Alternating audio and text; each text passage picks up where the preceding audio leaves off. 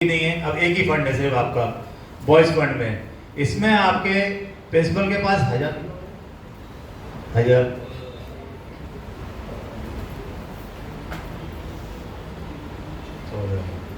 इसमें school inspector की 1000 की पावर है। 2000 स्कूल नहीं सॉरी प्रिंसिपल की 1000 की है और स्कूल इंस्पेक्टर की 2000 की पावर है और एडी की शायद 5 है और फिर मेरी इसके डीडी की 14,000 रुपये है। वो एक को शेयर कर देना, वो लेटर शेयर कर देना। इसमें एक चीज़ ध्यान रखिए, बॉयज़ फंड का जो फंड होता है इसमें जो 1000 रुपये की जो पावर है वो पूरे महीने की पावर है, एक यूनिट की नहीं है कि एक चीज़ आप खरीदने जा रहे हो तो हमने 1000 रुपये की खरीद ली और आपने 1000 करके आपने 30 दिन के अंदर 10,000 खर्च कर लिया अपने लेवल पर। ऐसा नहीं है।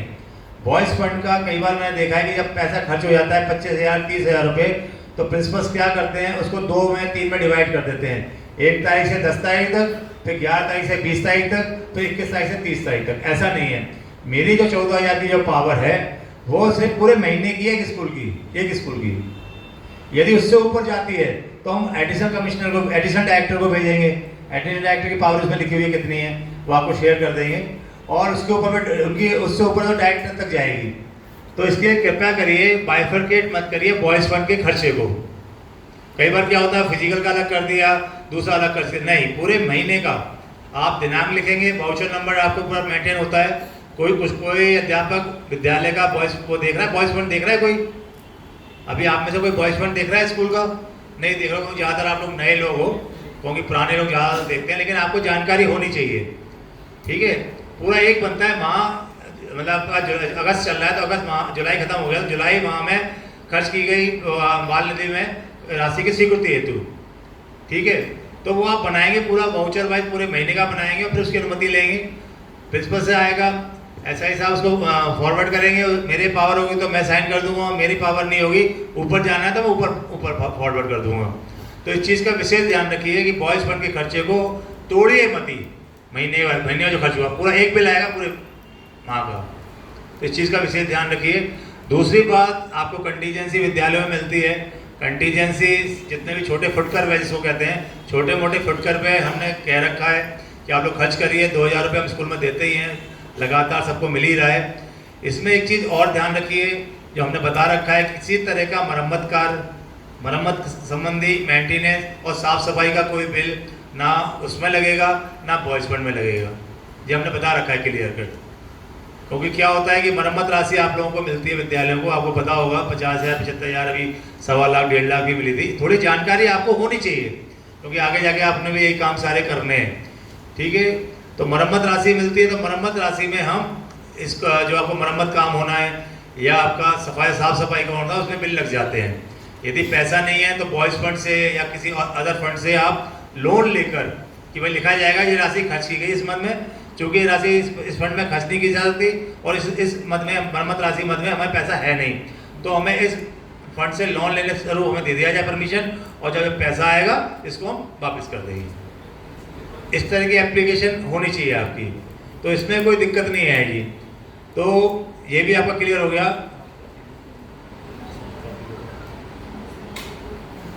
अच्छा हाँ, दूसरा कंडमनेशन का, मैं आप बाद में क्वेश्चन बाद में ले लूँगा इंडिविजुअल। ठीक है, सामूहिक वाले क्वेश्चन लो, पर्सनल वाले मत लो।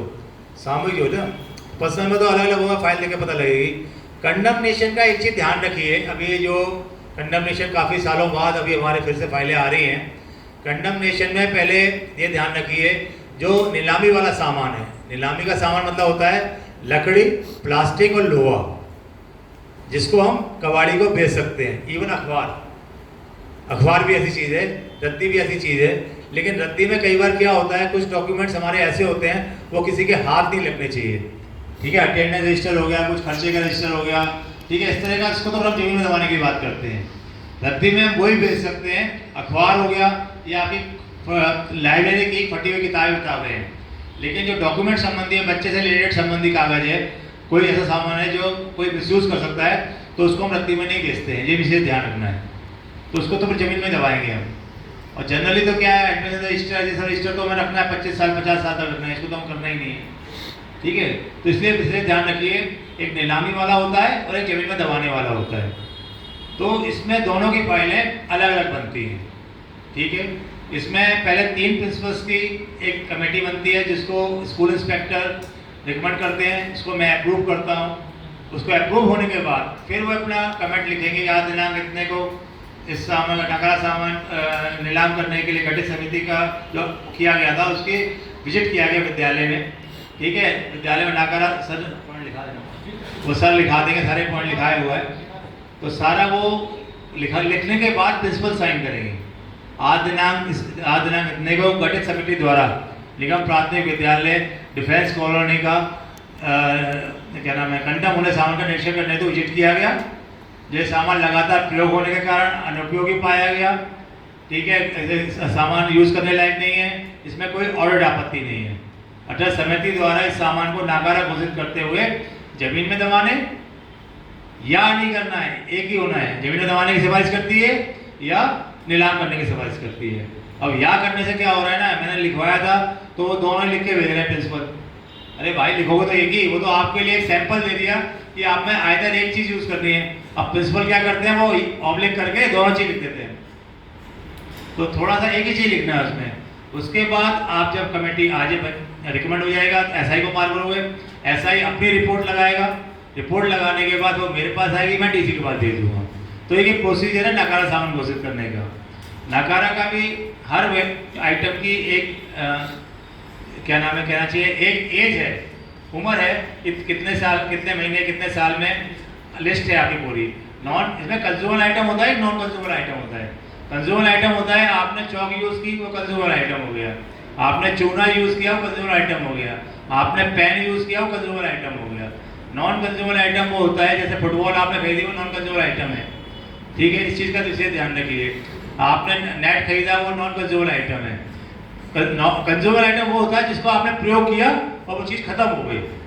और नॉन कंज्यूमर ऐसा होता है कि आपने प्रयोग किया वो खराब हो गई, मोटा मोटा ही समझ लीजिए आप, ठीक है ना। एक तो खत्म हो गई वो आपका कंज्यूमेबल है, और जो आपने लिखा है नॉन कंज्यूमेबल तो खराब हो गई। आप नेट यूज़ किया, नेट खराब हो गया। फिर फुटबॉल यूज़ की, फुटबॉल खराब हो गई। आपने डैश यूज़ की, डैश खराब हो गई, टूट गई। तो वो चीज़ है कंज्यूमर नॉन कंज्यूमेबल में, ठीक है। मेन ये हो गया। एक चीज़ ये ध्यान रखिए कि आप लोगों की सभी की एम्प्लॉय आईडी बन चुकी है, आपकी बायोमेट्रिक आईडी आपको मिल चुकी है, आप सभी का अटेंडेंस लग रही है नहीं लग रही है। वो देखिए मैं कभी की बात नहीं करता हूँ। यदि आप 30 दिन है, 30 दिन में 5 दिन निकाल दिए, 25-26 वर्किंग डे है और 20 दिन आपकी लग गई है, 1-2 दिन किसी कारण से नहीं लगी उसका कोई वो नहीं है। लेकिन जो एक बंदे का लग ही नहीं रही है, ऐसा कोई टीचर हमारे पास बैठा हुआ है यहाँ पर कोई नहीं है। कुछ लोग मैं देख रहा था कि आईफोन की वजह से लोग कह रहे थे कि आईफोन का भी इन्होंने डाल दिया है। आईफोन वाला कोई है यहाँ पर टीचर? आईफोन वाला आप हो, आपकी अटेंडेंस लग रही है? अब लग रही है क्योंकि उन्होंने डाला था, दूसरा वाला डाला था, तो मतलब मान के चले कि अटेंडेंस सभी की लग रही है।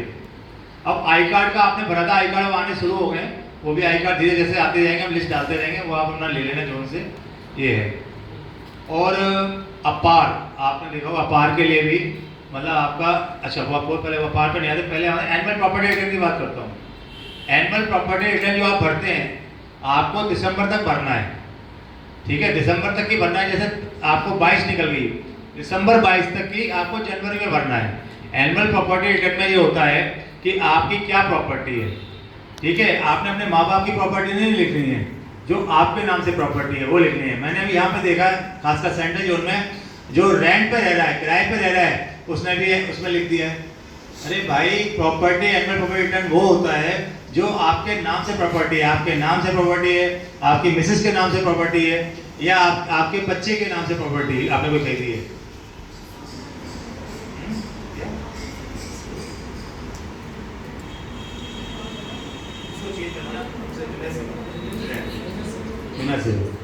यदि कोई फिर भी आपको समस्या आती है अटेंडेंट में, तो जुनैद हमारे आईटी एक्सपर्ट हैं, जोन में बैठते हैं, और कोशिश ये करिए कि पर्सनली चले जाइए।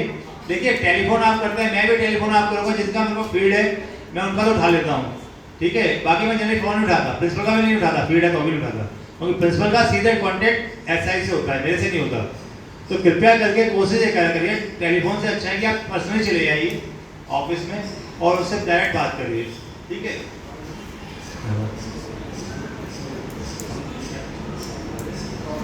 प्रॉपर्टी। अच्छा, प्रॉपर्टी डिटेल का ये है कि जो आपकी खुद की खरीदी हुई प्रॉपर्टी है या आपके नाम से है, यदि होता है आपके पापा ने गिफ्ट दी हो, जो आपके नाम से है, चाहे वो आपकी खरीदी हो, चाहे गिफ्ट की हुई हो, चाहे आपके फादर ने मदर ने दी हो, जो आपके नाम से है, आपकी मिसेस के नाम से है, आपके बच्चे के नाम से है, वो आपको सिर्फ शो करनी है। आपने अपने किराए के मकान को शो नहीं करना, नहीं तो लिख दो नील। कई बार मैं देखा भी, इनकम टैक्स का समय काम कर रहा था, बहुत से लोगों ने अपनी अपना क्या नाम है किराए का लिख रखा है। किराए का लिखने से क्या होगा? तो वो नहीं है, वो चीज़ को ध्यान बिल्कुल मत करिए, गलत मत करिए। जो आपके नाम से प्रॉपर्टी है उसके बारे में डिटेल आपको लिखना है। और दिसंबर 22 तक, अब चल रहा है 23, तो दिसंबर 22 तक की सबने अपनी एनुअल प्रॉपर्टी रिटर्न भर दिया? सबने भर दिया? जिसने नहीं भरा वो आउट हो। आपने नहीं भरा है, न्यू ज्वाइनिंग हो चाहे कुछ भी हो, भाई आपने दिसंबर 22 से पहले ज्वाइन कर लिया ना। दिसंबर 22 से नहीं किया तो कोई बात नहीं, दिसंबर 22 से पहले जिसने ज्वाइन कर लिया है उसने प्रॉपर्टी भरनी है, एनुअल प्रॉपर्टी रिटर्न भरना है। जिसने जनवरी 23 से किया है तो वो दिसंबर 23 में भरेगा, दिसंबर 23 के आधार पर जनवरी 24 में भरेगा, ठीक है। और एनुअल प्रॉपर्टी जो आपके नाम पे वही भरिए, अपने भाई बहन की, माता पिता की मत भरिए। जो आपके नाम से, आपकी बीवी के नाम से, आपके बच्चे के नाम से है, वो लिखा होता है कि आपने स्वयं खरीदी या आपको किसने दी, वो लिखा होता है पूरा फॉर्म है, वो आप भर लेना। लेकिन किराए का मकान का आप नहीं करना। अब एनुअल प्रॉपर्टी का हो गया। दूसरा मैं आप आता हूँ आपकी जो आपको CR जनरली कहते हैं, ठीक है, कॉन्फिडेंशियल रिपोर्ट। आपकी 20-21 तक आपकी मैनुअल भरी जा रही है, 21-22 से आपको ऑनलाइन भरना है। 21-22 और 22-23 अभी ड्यू है, ठीक है। 22-23 भी खत्म से हो गया, 24 हो गया, अब तो स्टार्ट हो गया। तो अब आपने 21-22 का तो सभी का डाटा हमने भर दिया है। तो मोस्ट प्रोबेबली जो पुराने टीचर्स हैं 21-22 वाले, उन्होंने अपनी एनुअल रिटर्न भर दी, सबने भर दी। 22-23 का अभी हमने डाटा मांगा है आप लोगों से, क्योंकि डाटा है, फिर आपका प्रिंसिपल कौन है, नाम मांगा है, SI का मांगा है, DD का मांगा है, ठीक है। तो 22-23 का हम जनरेट कर रहे हैं। जुनैद ने अपने आपके ग्रुप में डाला हुआ है कि आप लोग ये क्या नाम है डाटा दे दो, तो ये ध्यान रखिए कि सारा डाटा भिजवा दीजिए। जितनी जल्दी आप स्कूल का डाटा भिजवा देंगे, वैसे ही हम इनकम टैक्स उसमें क्या नाम है IT सेल में भिजवा देंगे, तो वो जनरेट हो जाएगी आपकी। तो इसको भी आप देख लीजिए कि वो ऑनलाइन भरी जाएगी, क्योंकि फिर आपका प्रोविजन पीरियड क्लियर होगा, फिर आपको दिक्कत आएगी। भाई 21-22 की भी लगेगी और 22-23 की भी लगेगी। जो 22-23 में ज्वाइन किया 22-23 की लगेगी और 23-24 की भी लगेगी, फिर आप भटकते रहोगे। तो ये भी अपना टाइमली अपना भरवा लीजिए, ठीक है। इस चीज़ का विशेष ध्यान रखना है। और आपका FLN की तो मैं बात नहीं करूँगा, फिजिकल का काम है, FLN पर नहीं जाऊँगा मैं, ठीक है, पढ़ाई की बात नहीं करूँगा। अपार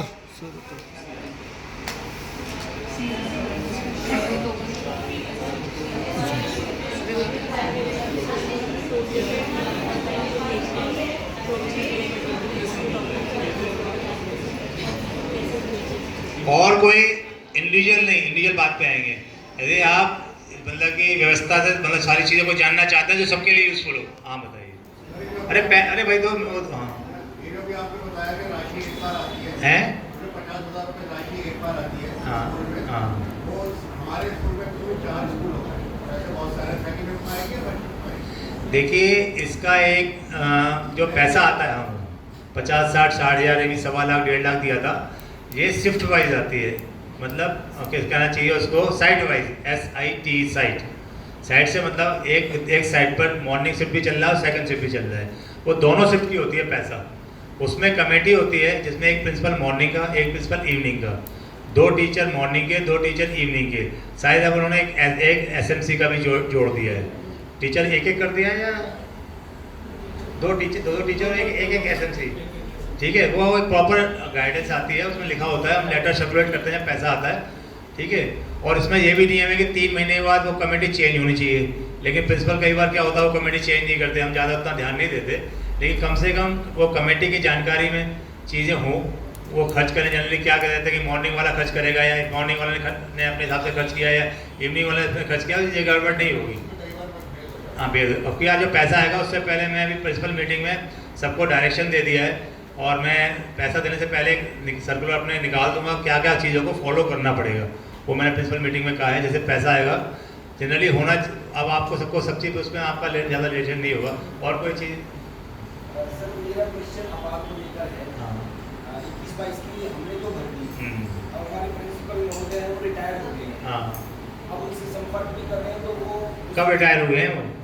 उस सेशन के बाद हुए होंगे ना, 30 जून को हुए हैं। अब उनकी email पे हमारा पहुंच गया है। हाँ हाँ। अब वो किसी तरीके का कोई response कोई बात नहीं है जी, आपने अपने एसआई से बात किया? एसआई कौन है आपके? अब तो सर मेरा ट्रांसफर हो गया है, वो email आ गई है। नहीं, उस स्कूल के एसआई कौन है आज की डेट में? सीसपा जी, बैठ जाइए, बैठे बैठे बात करो। भाई देखिए, मैं आपको क्लियर चीज़ बता दूं, कहीं आपको विद्यालय में समस्या है, सबसे पहले अपने स्कूल इंस्पेक्टर की जानकारी में लाइए। ठीक है, कई बार क्या होता है सीधे मेरी जानकारी में ला रहे हो, ये काम तो स्कूल इंस्पेक्टर के लेवल का है, क्योंकि कई बार धमका के भी काम कराना पड़ता है, कुछ प्रिंसिपल सुनते नहीं है लोग। ठीक है ना, और आजकल तो देख रहा हूँ धमका के ही काम ज़्यादा निकल रहा है, वैसे काम नहीं निकलता। ठीक है, तो इसलिए अपने एसआई को बताइए। ठीक है, फिर भी कोई समस्या आती है तो आपको थोड़ी समस्या आ रही है, पूरे स्कूल समस्या आ रही होगी। कौन से मोदी मिल गए हो? नहीं सर, पहले आई ब्लॉक संगम बिहार में था। किस स्कूल की समस्या आ रही है? आई ब्लॉक संगम बिहार में था पहले, लेकिन अब ट्रांसफर हो गया, वो email यार मैं ये कह रहा हूँ, सीआर की किस स्कूल की समस्या है? आई ब्लॉक संगम बिहार में। आई ब्लॉक अभी वो जो रिटायर हुए हैं प्रिंसिपल साहब धोती वाले, हाँ जी सर, कमल प्रसाद। समझ गया मैं। तो रिटायर होने से पहले मेरे पास आ जाते ना, तो सारा पेमेंट रोक देता उसकी मैं, फिर वो भागा भागा घूमता रहता।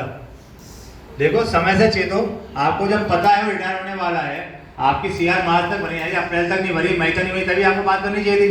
और आपके ऐसा ही ओम प्रकाश जी है, ओम प्रकाश जी से बात करिए उस व्यक्ति की। तो आपको ना जब आपको लग रहा है बंदा रिटायर होने जा रहा है, तो उससे पहले उससे काम कराओ, नहीं करा रहे तो हमारे पास आ जाओ, ऐसा ही आ जाओ, ऐसा भी नहीं सुनना तो मेरे पास आ जाओ, फिर देखो किसी लिए काम होगा। जब उसका पेमेंट आप रोक देते हैं ना, तो भागा भागा घर पे आकर तुम्हारे सीआर भरता हूँ। फोन भी नहीं उठाते। वो मुझे पता है, वो मैंने बोल दिया धोती वाला, मैं जानता हूँ कई लोगों को मैं पर्सनली। हाँ जी, सर एम्प्लॉय आईडी और बायोमेट्रिक आईडी को अलग चीज होती है। देखिए एम्प्लॉय आईडी अब क्या है, वो बायोमेट्रिक आईडी है, एम्प्लॉय आईडी और तो अलग चीज़ नहीं है। 9500 स्टार्ट होती है वही है। हैं? 950। हाँ 9 वही बायोमेट्रिक आईडी, वही आपकी आईडी है। बाकी कार्ड पे कुछ भी लिख देते हैं, कार्ड यूजर, कार्ड का तो नंबर होता है कि उन्होंने किसने कार्ड नंबर से यूज किया है। जब मैं यहाँ पे आई ना हाँ, ट्रांसफर हाँ। होके सेक्टर रूम में देखा एक और आईडी भी है टीचर्स के पास, तो वो नहीं तेरी कौन सी वो 150 करके थी सर, 150 करके स्टार्ट थी। वार्ड इंचार्ज ने वो जनरेट कर रखी है क्या? वार्ड जनरल सर वो पहले काम में आती थी, अब नहीं आती। आपकी सिर्फ बायोमेट्रिक आईडी है। मैं आपको बताऊं उस बात का, आगे बात कर रहे हो। सादा नॉर्थ में एक्चुअली ये चीज़ किया हुआ था कि उन्होंने डीडी SC NC करके कुछ दे रखा था, तो वो एक्चुअली पे से रिलेटेड आईडी थी, वो पे से संबंधित, क्योंकि वो ऑनलाइन होता था, जनरेट करते थे, तो वो पे से संबंधित था। लेकिन जो आपकी एक्चुअल है ना वो बायोमेट्रिक आईडी, वही एम्प्लॉय आईडी, वही बायोमेट्रिक आईडी। ठीक है, मेरे सामने वो समस्या यहाँ नहीं है, यहाँ तो आपकी बायोमेट्रिक आईडी है, और वार्ड इंचार्ज ने कोई अलग से आईडी बनाई भी नहीं है पे से संबंधित। वो आपकी बायोमेट्रिक आईडी हम यूज़ करते हैं। अभी इनकम टैक्स में यूज़ करना था, तो आपकी बायोमेट्रिक आईडी से हमने कई बार ढूंढना पड़ा है बहुत सी चीज़ें। तो वो है सीनियरिटी नंबर टेंशन मत लो अभी, ठीक है, वो तो सीनियरिटी लिस्ट बनती है, सीनियर लिस्ट।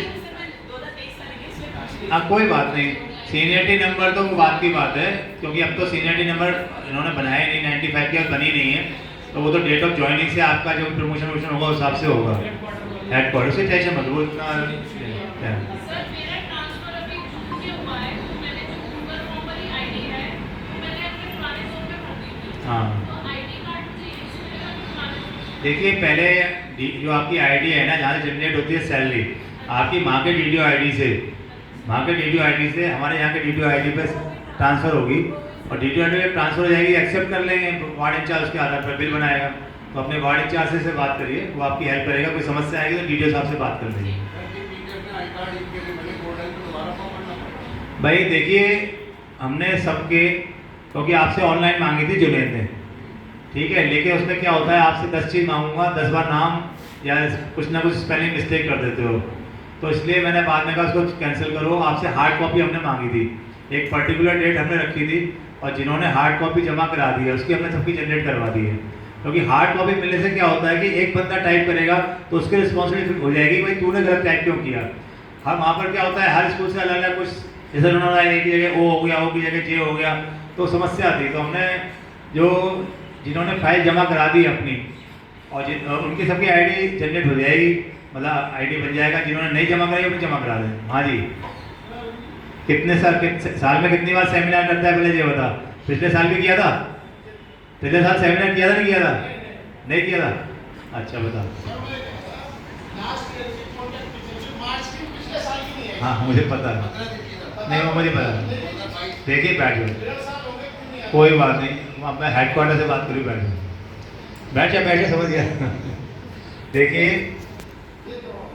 यहाँ पर PFMS के द्वारा सारी सैलरी मिलती थी साउथ में, बाकी ETMC में नॉर्थ में हम लोग PMS से नहीं देते थे। जैसा कि बिल पास होता था, जैसे रेगुलर टीचर का बिल पास होता था वैसे कॉन्ट्रैक्ट टीचर का बिल पास होता था अकाउंट से, और हम उसके साथ पेमेंट लग जाती थी। यहाँ कुछ PFMS का चक्कर पड़ रहा है, सैलरी तो वहाँ लगी है, डिमांड भी वहाँ लगी हुई है, हेडक्वार्टर को भी सब पता है। अब लेकिन समस्या ये लास्ट ईयर का फाइनेंशियल ईयर की बात है, तो फाइल इधर से उधर ही घूम रही है। तो इसका सॉल्यूशन हमारे पास नहीं है। आप एक बार उठाओ, 10 बार उठाओ, 20 बार उठाओ, इसका सब मैं आ रहा हूँ, पहले बोल रहे थे। हमने हेडक्वार्टर को दे रखा है, हमने 10-10 बार लेटर लिख चुके हैं, अब हमने भी लेटर लिखना बंद कर दिया, और सब हेडक्वार्टर बताइए मार्च की सैलरी नहीं मिली है 15 दिन की, ठीक है। तो ये हेडक्वार्टर लेवल पे जो काम होना है, जैसे सैलरी रिलीज होगी हम आपको उसको पेमेंट करा देंगे। इसके लिए भी आपको प्रयास करना है, तो हेडक्वार्टर में SSA ब्रांच है, एजुकेशन ब्रांच में, वहाँ जाके आप बात करेंगे तो वहाँ से ज़्यादा अच्छा आपको जवाब मिल पाएगा, ठीक है।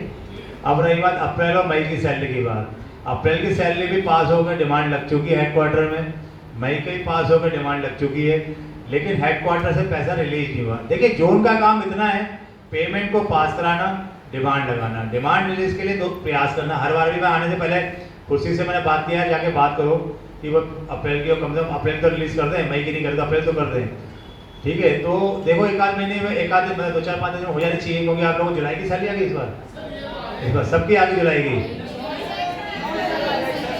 अरे जिनकी आई वो तो बताओ। अच्छा जिनकी नहीं है वहाँ उठाओ, ऐसा चलो ये हो जाएगा, दिन में आ जाएगी। चलिए बहुत अच्छी बात है कि आपको जुलाई की आगे में 2-2 महीने वेट करना पड़ेगा, कोई भी मिल जाएगी। यदि मैं मान के चलो कि जून की जुलाई की सैलरी अगस्त में मिल जाती है तो ये हमारा बड़ा अचीवमेंट है डिपार्टमेंट का, ठीक है ना ये। लेकिन आपका कॉन्ट्रैक्ट का एक्चुअली क्या है, साउथ MCD का जो सिस्टम है ना, उसकी वजह से समस्या आ रही है, ये मैं देख रहा हूँ, बाकी और जोरों में नहीं है समस्या है। हाँ अच्छी बात है, अच्छी बात है, धीरे से सुधर जाएगा ये।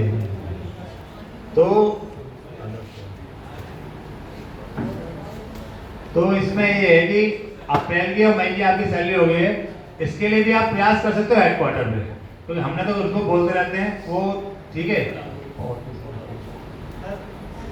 इंडिविजुअल बाद में लूंगा।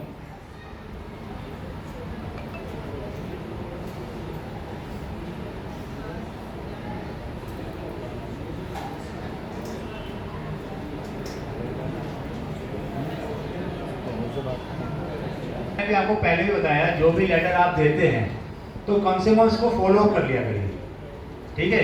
देखिए जो मेरे पास फाइल आती है जो होने वाली होती है वो तुरंत रोक देता हूँ मैं, डे टू डे रोज निकाल देता हूँ। मुझे यदि मैं कल छुट्टी करनी है ना, आज मैं सो रहा था मैं छुट्टी करूँगा, तो मैंने कल वाली डांग भी कल ही निकाल दी रात में, होता छुट्टी कर लो मेरी उधर डांग ना रुके, ठीक है। फिर चलिए आज मैं छुट्टी नहीं की, तो इसलिए हमारे लेवल पे हम लेट नहीं करते, क्योंकि जनरली 5, 5:30, 6 बजे डांग हमारे पास सीट पर रखी जाती है, तो आप नेक्स्ट डे निकाल पाते हैं। भैया 8 बजे तो बैठे तो काम करेंगे नहीं, तो नेक्स्ट डे तो निकल ही जाती है। यदि मुझे छुट्टी करनी होती है तो मैं सोचता हूँ उसी दिन निकाल के जाऊँ, जिससे कि कल मेरी वजह से वेट ना करनी पड़े। तो आप लोग भी ध्यान रखिए, जो कोई एप्लीकेशन यदि आप देते हैं 15 दिन, यदि कोई भी किसी भी तरह की एप्लीकेशन देते हैं तो 15 दिन बाद पता कर लीजिए, ठीक है। और जो भी डाक में आप देते हैं उसकी रिसीविंग करा लीजिए। कई बार क्या होता है, ठीक है कि वो आपको डायरी नंबर नहीं देता होगा, डायरी नंबर एकदम देना पॉसिबल नहीं होता, क्योंकि वो मेरे पास आए थे सर डायरी नंबर मांगते हो आप लोग। मैंने कोई बात नहीं, डायरी मत करो, लेकिन धोखी मार के डेट तो डाल दो, बाद में क्या दोगे तो 1-2 दिन बाद डायरी नंबर ले आना, ठीक है ना। तो इस चीज़ का विशेष ध्यान रखिए कि जो भी आप एप्लीकेशन दे रहे हैं और आप उसका थोड़ा फॉलो कर लीजिए।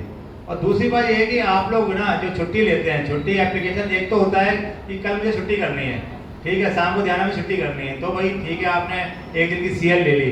जब आप 10 दिन, 5 दिन, 15 दिन आपको छुट्टी करनी हो तो आपको प्री प्लान होता है ना, तो कोशिश ये करिए कि उसकी एप्लीकेशन साथ में आपकी सर्विस और पर्सनल फाइल लगा के भेजिए। क्योंकि क्या होता है कि पहले क्या करते थे कि आप डाक में डाल दिया, डाक में डाल दी, अप्रूव हो गई, किस पे अप्रूव होगी, छुट्टी चढ़ेगी नहीं, जब तक सर्विस बुक में चढ़ेगी नहीं तब तक ऑर्डर बनेगा नहीं, क्योंकि ऑर्डर ही तब बनता है छुट्टियों का जब सर्विस बुक में एंट्री हो जाती है। तो इसलिए जब भी कोई तरह की छुट्टी देते हैं, EL वगैरह की, मेडिकल की कोई भी आप छुट्टी लेते हैं, तो उसका सर्विस और पर्सनल फाइल जरूर लगा के भेजिए। और कोशिश करिए कि एक होता है इमरजेंसी की, तो बात समझ में आती है, लेकिन जब आपको पता है कि वो 15 दिन के लिए छुट्टी जाना है, मुझे 10 दिन बाद, 15 दिन बाद, तो एडवांस में ही अपनी छुट्टी को दे दीजिए और सेंक्शन करा लीजिए, ठीक है। इस चीज़ का विशेष ध्यान आप लोग रखिए। बाकी एक आध प्रश्न ले लेते हैं, बाकी हमारे पास भाई आ गए हैं, पैरा उसके हाथ जी विकास जागर जी, तो आपको पैरा गेम के बारे में आपको बताएंगे। यदि एक आध प्रश्न आपको लेना है तो बता दें। हाँ यार, एक बार मुझे समझ में ये नहीं आई, मिशन बुनियाद बहुत अच्छा चीज़ छेड़ा मिशन बुनियाद। मैं EDMC से आया था और हमारे अलग से था नियम कि भाई कोई भी टीचर किसी टीचर्स की मिशन बुनियाद में ड्यूटी लगाता है, आदेश पुस्तिका आपके विद्यालय में होती है, आदेश पुस्तिका। आदेश पुस्तिका लिखा जाता है कि इस आदेश के तहत विद्यालय में मिशन बुनियाद कक्षा 3 से 5वीं में चलना है, जिसमें निम्नलिखित अध्यापक निम्नानुसार कार्य करेंगे और इस लेवल का कार्य करेंगे, उनके विद्यालय में इतने बच्चे होंगे। मतलब आपने लिख दिया 5 टीचर के नाम, कौन कौन सा लेवल लेगा, लेवल 1 लेगा, लेवल 2 लेगा, लेवल 3 लेगा। लेवल तो एक ही हर क्लास के लिए, अलग अलग तो है नहीं। 3rd 4th 5th का लेवल एक ही है ना, ये अलग अलग है? एक ही लेवल है ना, एक ही लेवल है। और कितने कितने बच्चे होंगे उसके पास। यदि ये ऑर्डर आपका निकला हुआ है तो मुझे छुट्टी सैंक्शन करने में कोई आपत्ति नहीं है। सर नहीं बनाते ऑर्डर। अब सुन तो लो, मैं तभी तो कह रहा हूँ, ये कमी मेरी नहीं है, या तो यहाँ के अधिकारी जिन्होंने काम किया या जो बाद में रहे, ये की कमी उनकी है। मैं गलत काम के लिए मैं शुरू में आया, मेरा इंप्रेशन ये था कि यार इन्होंने जैसे हम करते रहे NDMC में, आप लोग भी करते रहे होंगे। चलिए एक फॉर्मेट ले आया NDMC से, मैं फॉर्मेट यूज करता था, वो आप लोगों को दे दिया, ठीक है, जिसके आधार पर आपकी पुटअप होती है, आप लोग खुद ही पुटअप कर देते हो। तो लेकिन जब मैंने बाद में देखा, बाद में धीरे धीरे मैं शुरू में तो कर दिया साइन, बाद में देखा यहाँ तो सब फर्जी वाला चल रहा है सेंट्रल जोन में। मालूम पड़ा 50 टीचर है, 5 टीचर की मिशन बुनियाद करा रहे हो। 50 बच्चे हैं और 5 मिशन बुनियाद में टीचर काम कर रहे हैं। 250 बच्चा है और कम से कम 15 लोग मिशन बुनियाद कर रहे हैं। भाई कम से कम मिनिमम 30 बच्चे तो हो आपकी क्लास में। भाई 30 मानो, 30 का आपने सेक्शन बना दिया, आ रहे हैं 25, 22, 24, 25 मान लिया बात, ठीक है, लेकिन कुछ है ही नहीं। मेरा सिर्फ ऑब्जेक्शन, मैं ऐसा नहीं ऑब्जेक्शन, मेरा जो भी ऑप्शन लगाता हूँ लिखित में लगाता हूँ और मेरा एक कॉन्सेप्ट होता है, तो किसी लेवल में बोलने का मैं वो भी रखता हूँ। भाई मुझे आपका वो चाहिए ऑर्डर कि कितने टीचर ने काम किया। 22-23 में तो सब मेरे पास रिकॉर्ड है, जो 22-23 का हुआ आपको पता होगा, मैंने गूगल लिंक छोड़ रखी थी, प्रत्येक दिन में आप लोगों की अटेंडेंस ले रहा था। एक गूगल लिंक छोड़ रखी थी, कौन कौन टीचर काम करेगा वो भी मैंने ले रखा है, वो मेरे पास डाटा है। लेकिन आपका भी आपका आदेश पुस्तिका में होना चाहिए एड्रेस। 22-23 के तो होनी नहीं है बिना इसके कि भाई कोई भी कार्यक्रम होता है, यदि यहाँ पर पैसे का, क्योंकि ये होती है पैसे के लिए, पैसे की चीज़ होती है, मुफ्त की नहीं है। मुफ्त का राशन बट रहा तो कोई ध्यान नहीं देता। जब उनको बटा था ना, हर वालों पब्लिक वालों को, किसी को आधा किलो दे दो, किसी को 2 किलो दे दो, किसी को 4 किलो दे दो, कोई नहीं पूछ रहा था भाई 10 ने खाया या 50 ने खाया, ठीक है, वहाँ पे फर्क नहीं पड़ा। लेकिन जब बच्चों को मिड डे मील बांटते हैं, वहाँ हर चीज़ का हिसाब रखा जाता है। तो इसलिए ऐसा यहाँ है, जब पैसा आपको ईएल मिल रही है तो एक जस्टिफिकेशन होना चाहिए अधिकारी जो काम कर रहा है कि भाई कितने टीचर लगे, कौन कौन सा लेवल लिया और कितने कितने इनके बच्चे थे। मुझे वो चाहिए, मुझे कोई आपत्ति नहीं है। 2-3 फाइल ऐसे ही आई, मैंने साइन कर दिए, लेकिन जो नहीं आ रही सब में मैंने लगा वापस अब SI को मार कर रहा हूँ। पहले करता था बिल क्लर्क को, सुनने में आया कि आप बिल क्लर्क के सिर पे खड़े हो जाते हो, तो मैंने कहा SI के सिर पे खड़े हो, क्योंकि SI ने ये काम नहीं कराया तरीके से, SI की रिस्पॉन्सिबिलिटी है ये। मैं क्लियर बोलता हूँ ये बात, भाई कोई चीज़ का जस्टिफिकेशन तो हो। शुरू में मैंने देखा जब 22-23 में अभी ऐसी छुट्टियों में बच्चे हैं 70, टीचर लगा रखे हैं 5। भाई किस बात को डाला रखे हैं, जबकि मैंने कई बार डाला कि 30 का सेक्शन बनाइए L1, 30 से कम क्या बनाओगे, क्या 10-10 बच्चे लेके बैठोगे क्या मिशन बुनियाद में। भाई ये तो वो हो गया, अभी कल ही बात चल रही थी, सिर्फ मिशन बुनियाद, कई टीचर तो सिर्फ मिशन बुनियाद सिर्फ छुट्टी बनाने का साधन हो गया है कई लोगों के लिए। मैं तो कल बोलने वाला था मीटिंग में, बहुत टीचर अच्छे हैं, 70% अच्छे हैं, लेकिन 30% का सिर्फ छुट्टी बनाने का कारण है बस मिशन बुनियाद।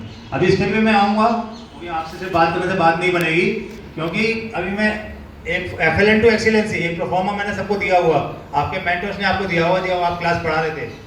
मैं हर किसी का चेक कराऊंगा कि आपका 1 अप्रैल को बच्चा वो कहाँ था, 16 अप्रैल को कहाँ गया, 1 मई को कहाँ गया और 16 मई को कहाँ गया। यदि आपने, या फिर 1 जुलाई को कहाँ था और 15 जुलाई को कहाँ था। एक FLN टू एक्सीलेंसी प्रोफार्मा देखा है आप लोगों ने? क्योंकि सारे आप लोगों ने पढ़ाया है, प्रोफार्मा सबके पास है। FLN टू एक्सीलेंसी आपके मेंटर ने दिया हुआ है ना, दिया हुआ है ना। तो आप खुद चेक करना कि आपका बच्चा आप क्या कर रहे हैं क्लास स्कूलों में। क्योंकि मैं कह रहा था कि फिजिकल के मामले में पढ़ाई की बात ना करूं, लेकिन मिशन बुनियाद से बात आई तो मैं छेड़ दी बात को। क्योंकि धीरे धीरे फिजिकल लाइफ में तो खत्म हो रहा है, MCD में तो खत्म ही कर दिया एक तरह से, क्योंकि पोस्ट खत्म कर दी, मर्ज कर दिए, तो खत्म ही कर दिया एक तरह से। लेकिन जब तक हम लोग हैं फिजिकल वाले हैं तो बात करते रहे हैं। तो कृपया करके मिशन बुनियाद को आप समझा दीजिए ये चीज़ होगी, क्योंकि लोग वहाँ गॉसिप करते हैं, फालतू की बातें बोलते हैं, तो की बात करते हैं, मुझे फर्क नहीं पड़ता, ठीक है। क्योंकि कहते सब पहले तो कर दिया, अरे पहले तो पुराने कॉन्सेप्ट के आधार पर कर दिया कि चलो प्रोफार्मा बना दिया, इन्होंने वैसे ही काम किया होगा। अरे जब देखा 50 बच्चे हैं, 10 टीचर की मिशन बुनियाद आ रही है, अरे भाई क्यों हमारी 10 बंदे में 30 कम से कम मिनिमम 30 बच्चों का, मैं जो अटेंडेंस की बात भी नहीं कर रहा, 30 बच्चे को सेक्शन तो बना लो, साफ तो करते हैं अटेंडेंस की बात। अब जब एलोकेशन की बात आती है ना, हमारे एडिशनल कमिश्नर साहब कहते हैं उपस्थिति के आधार पर बच्चों की टीचर्स की एलोकेशन करो स्कूल में। अगस्त के बाद में वो कर दूंगा, टीचर नहीं मिले मेरे को तो 15 बच्चे लेके आप लोग बैठे हुए हैं, कई लोग बैठे हुए हैं। चलो ये तो छोड़ो, आपकी बात नहीं। हाँ पूछो, क्या पूछना है? जैसा आपने कहा 22-23 के जो आपने इंस्ट्रक्शन दे दी थी, उसे आधार हाँ, पर हाँ। काम हो गया। अब 21-22 में जिसने मिशन बुनियाद में काम किया, उसने साइन किया टीचर रजिस्टर में, तो उसके लिए कुछ छुट्टियाँ चढ़ेंगे नहीं चढ़ेंगी? बैठ जाइए, इसे स्पेसिफिक क्वेश्चन मत पूछिए। इंस्ट्रक्शन आज से नहीं चल रहे, जब से मिशन बुनियाद चल रहा है ना तब से इंस्ट्रक्शन चल रहे हैं। कोई जोन में फॉलो हो रहा है, कोई जोन में फॉलो नहीं हो रहा है, और जिसने फॉलो नहीं किया पहले उसकी रिस्पॉन्सिबिलिटी फिक्स करूंगा, उसके खिलाफ एक्शन प्रपोज करूंगा। कोई टीचर प्रिंसिपल होता है स्कूल का मालिक, उसके घर की जागीर नहीं है कि जो मर्जी है कुछ भी कर लेगा। पहले प्रिंसिपल रिस्पॉन्सिबिलिटी फिक्स करूंगा कि उसने बच्चों के आधार पर L1 L2 क्यों नहीं डिवाइड किए, उसने बच्चों के आधार पर क्यों नहीं बच्चे उनको अलॉट किए। बात समझ में आ गई आपको? स्पेसिफिक सुनना चाहते हो तो मेरे बैठ जाइए और बताइए। हैं BLO? देखिए आज भी आपने नहीं पढ़ा, हमारे जो दिल्ली सरकार के, क्योंकि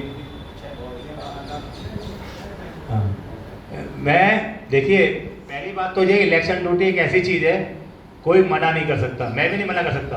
अभी इलेक्शन हुए थे, मैं जोनल सब नोडल ऑफिसर था सेंट्रल जोन का, सारी आपकी ड्यूटी वूटी देखना सारा, मुझे ऊपर चेक करना, कोई किसी का भी टेलीफोन मेरे पास आता है एज ए DD कि वहाँ समस्या ये है, स्कूल में समस्या ये है, तो मुझे कांटेक्ट करना पड़ता था। मेरी ड्यूटी मुझे सेक्टर ऑफिसर ही बना दिया, मुझे सेक्टर ऑफिसर बना दिया, 2 जगह ड्यूटी लग गई। कई अधिकार हमारे 2 की लगी, मेरी लगी थी, एक ग्वालियर की है साउथ की, उनकी लगी थी, तो वो तो चले गए क्योंकि उनके अंडर में असिस्टेंट डायरेक्टर थे देवेंद्र जी, अब तो डिप्टी डायरेक्टर बन गए, वो थे, तो जोन से वो बिल्कुल फ्री हो गए, मेंटली फ्री हो गए। भैया मैं तो इलेक्शन ड्यूटी जा रहा हूँ, मुझे कोई मतलब नहीं जोन से, जब तक रहूँगा मैं नहीं रिस्पॉन्स करूँगा किसी चीज़ में। लेकिन यहाँ कोई था ही नहीं, हमारे सारे स्कूल इंस्पेक्टर की ड्यूटी लगी हुई थी, सेक्टर ऑफिसर, तो मैं काम किससे कराऊंगा? मैं तो डबल पिस जाता कि वो तो सेक्टर ऑफिसर का काम बहुत इतना आसान नहीं है। आप लोगों ने इलेक्शन ड्यूटी की हुई है, रात के 2-2 ढाई बज जाते हैं। मैंने कहा मैं तो पागल हो जाऊँगा, वो अलग बात है। मैंने प्रयास करके, मैं गया नहीं, प्रयास करके गया का मतलब ये नहीं है, प्रॉपर उनसे कम्युनिकेशन करके रोज उनके ISBT पे जाकर लेटर डालता रहा उसको कि मैं डबल ड्यूटी नहीं करूँ, मुझे ड्यूटी से वो किया जाए, ठीक है। बाद में उन्होंने कहा यार चलने दो, तुम्हें कुछ नहीं होना, हम नहीं इसमें कुछ करेंगे, एक्शन लेंगे, तो बात खत्म हो गई। तो कई बार क्या होता है, डबल ड्यूटी के बाद भी आपको डबल ड्यूटी करनी पड़ जाती है, ठीक है। आपकी इलेक्शन ड्यूटी में हम मना नहीं कर सकते जब तक कोई ना कोई हमारे हेडक्वार्टर लेवल से कोई आदेश ना निकल जाए। और जो आपकी ये बात है ना, ये कल मेंटोर टीचर्स की मीटिंग थी, उसमें मेंटोर्स ने बात उठाई थी, FLN कैसे चलेगा कि जब 4-4, 5-5 टीचर BLO की ड्यूटी में चले गए, तो समस्या तो आएगी जब टीचर नहीं होगा। अटेंडेंस लगाने में भी समस्या आएगी, तो क्योंकि अटेंडेंस तो हर क्लास टीचर अपने अपने बच्चों की अलग अलग लगाता है, मिड डे मील की भी होता है, संख्या के हिसाब से लग जाती है। तो ये चीज़ ऐसा नहीं, मना नहीं कर सकते इलेक्शन ड्यूटी के लिए। और बात वहाँ भी रखी है। और आज मैं देखा दिल्ली सरकार के जो डायरेक्टर है हिमांशु जी IAS है, उन्होंने लिखा है इलेक्शन को, लेकिन वो उन्होंने अपने एम्प्लॉय के लिए लिखा होगा, तो जैसे हमारा डिपार्टमेंट करेगा देखो क्या होता है, लेकिन मना नहीं कर सकते। और कोई इसको रोकना बड़ा मुश्किल है। प्राइमरी में तो सोचते हैं कि बच्चों को क्या है, 4 दिन नहीं पढ़ाएंगे क्या फर्क पड़ेगा, सोच लोगों की ऐसी ही है। PGT समझते हैं कि बच्चा सफ़र करेगा, 10वीं सफ़र करेगा, 11th 12th सफ़र करेगा, लेकिन प्राइमरी में ऊपर वालों की सोच है कोई फर्क नहीं पड़ता, महीने भर टीचर ना पढ़ाएगा ना, वो तो अलग बात है कि एक साल के अंदर हमारे नए जो डायरेक्टर साहब और एडमिनिस्ट्रेशन कमिश्नर हैं, इन्होंने बहुत अच्छा लेवल प्रयास करके हर चीज़ को आपने उसमें कंट्रोल में रखा है। तो हम देख रहे हैं मुझे एक समय काफ़ी चेंजेस भी आए हैं, ठीक है, हर चीज़ पता है, बच्चे का पता है बच्चा कहाँ बैठा है, बच्चा किस लेवल पर है, टीचर के बच्चों की प्रोग्रेस क्या है। कल मैंने बात रखी कि टीचर्स को दे दीजिए क्लास 11, ये अलग अलग जो दे रहे हैं लेवल वाइज, 5वीं क्लास का 4वीं क्लास के टीचर को दे दो, लेवल 1 लेवल 2 लेवल उसकी क्लास के लेवल दे दो, कम से कम उस टीचर को पकड़ तो सकते हैं। भाई तो 3 महीने से बच्चों को लेके बैठा है, लेवल 1 का तेरी क्लास का ही है और तेरा लेवल 2 में नहीं आया, अभी तो एक दूसरे की शिकायत करता है, सर वो नहीं पढ़ा रहा, फलां नहीं पढ़ा रहा, फलां नहीं पढ़ा रहा। एक टीचर की जिम्मेदारी ज़्यादा होती है, इस टीचर को लेके जाना है 5वीं क्लास तक। और अब तो आपको पता है कि नॉन टीचर पॉलिसी आ गई है, कल बच्चा 5वीं क्लास में फेल होगा तो फिर पता लग जाएगा, एक्शन भी शुरू हो जाएगा कि बच्चा क्यों नहीं आता पढ़ना। ठीक, और नेक्स्ट कोई? Thank you. अच्छा हाँ हाँ एनपीएस में भी लाइक थ्रो करें, जिसमें मतलब इंफॉर्मेशन नहीं है एनपीएस के बारे में, कहा जाता है वैसा क्या होता है, तो मोस्टली सब एनपीएस वाले ही हैं। एनपीएस का क्या? थोड़ा सा लाइक थ्रो कीजिए अगर आपको एनपीएस के बारे में नहीं देखिए, एनपीएस का आपने फॉर्म भरना है, आपको एनपीएस नंबर आपको मिल गया, ठीक है, और आपको कार्ड वाले मिल जाता है, ठीक है, जो पैसा काटते हैं पैसा जमा कराते हैं वो तो आपका अलग से सिस्टम है, उसको थोड़ा सा आप देख लीजिए उसको, ठीक है ना, वो उसका अलग से सिस्टम, कैसे यूज कर सकते हैं, क्या उसके वो मुझे भी इसकी वाले ज़्यादा जानकारी नहीं है, एनपीएस पर इतना ध्यान दिया है, ठीक है, कोई नहीं कोई नहीं कोई नहीं कोई नहीं कोई नहीं, ठीक है, धन्यवाद, बाकी बढ़िया करिए। अब हम